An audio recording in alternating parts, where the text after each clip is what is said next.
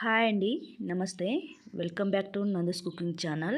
ఈరోజు మన వీడియోలో ఆలూ ఫ్రై అనేది ఏ విధంగా చేసుకోవాలో చూపించబోతున్నాను. ఈ ఆలూ ఫ్రై చపాతీ, రోటీ, రైస్లోకి కూడా చాలా బాగుంటుంది. ఇంకా చెప్పాలంటే పప్పులోకి కాంబినేషన్ చాలా బాగుంటుంది. ఎక్కువ మసాలాలు లేకుండా సింపుల్ ప్రాసెస్లోనే మనం ఈజీగా తయారు చేసుకోవచ్చు. ఇక లేట్ చేయకుండా వీడియోలోకి వెళ్ళిపోదాం. స్టవ్ మీద కడాయి పెట్టుకొని అందులోకి ఆయిల్ యాడ్ చేసి మనకు కావాల్సిన జీలకర్ర ఆవాలను సన్నగా తరిగిన ఆనియన్ని కట్ చేసుకొని ఇందులోకి ఎండుమిర్చి, కరివేపాకును కూడా యాడ్ చేసి వీటిని దోరగా వేయించుకోవాలి. దోరగా అంటే బ్రౌన్ కలర్ వచ్చేంత వరకు వేయించుకోవాలి. ఈ విధంగా వేయించుకుంటే సరిపోతుంది. నెక్స్ట్ ఇందులోకి ఆలూని సన్నగా తరిగి ఇందులోకి యాడ్ చేసుకోవాలి. వీటిని సన్నని మంట మీదనే మనము వీటిని ఫ్రై చేసుకోవాలి.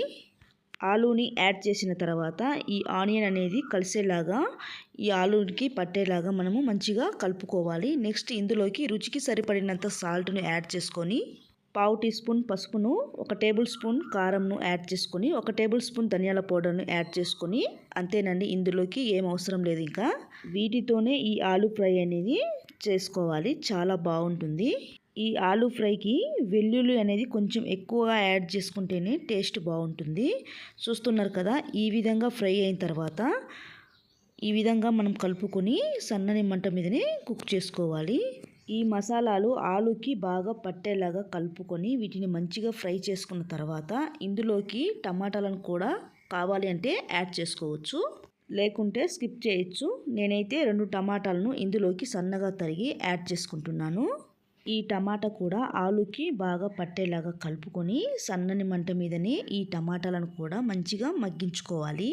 ఈ విధంగా మగ్గించుకున్న తర్వాత ఇందులోకి కావాలంటే సన్నగా తరిగిన కొత్తిమీరను కూడా యాడ్ చేసుకోవచ్చు. నేను కొంచెం యాడ్ చేసుకుంటున్నాను. కావాలంటే గరం మసాలాను కూడా యాడ్ చేసుకోవచ్చు. అంతేనండి, ఆలూ ఫ్రై అనేది రెడీ అయిపోయింది. ఈ విధంగా సింపుల్ ప్రాసెస్లో చేసుకుంటే సూపర్గా ఉంటుందండి. నా స్టైల్లో మీకు నచ్చితే ఒక్కసారి ట్రై చేయండి. మళ్ళీ తినాలనిపించేలాగా ఉంటుంది.